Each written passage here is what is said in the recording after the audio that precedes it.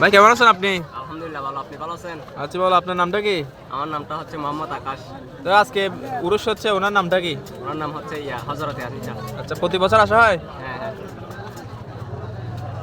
তো কি কি আনছেন আজকে আপনি এখানে? এখানে ছেলেদের আংটি আছে, তারপরে বাচ্চাদের এই খেলনার চুড়িগুলো আছে, তারপর পাঙ্খা আছে, পাঙ্খা, তারপরে প্রফিট আছে এখানে প্রফিট, তারপরে এই ছেলেদের ব্যাসলাইট চেন।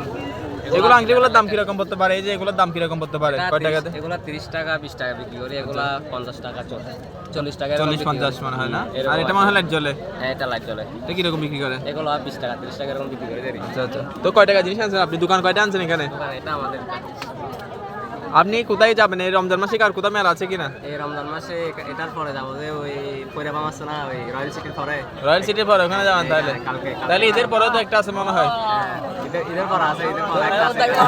কেমন হচ্ছে বেচা কিনা? আপনি কাস্টমার থেকে দাম কেমন রাখতেছেন আপনি? আছে মোটামুটি ভালো হচ্ছে বেচাকেনা। কম রাখতেছেন তো? আপুর আসতেছে না তো। আসেন আসেন, ডিসকাউন্ট পাবেন।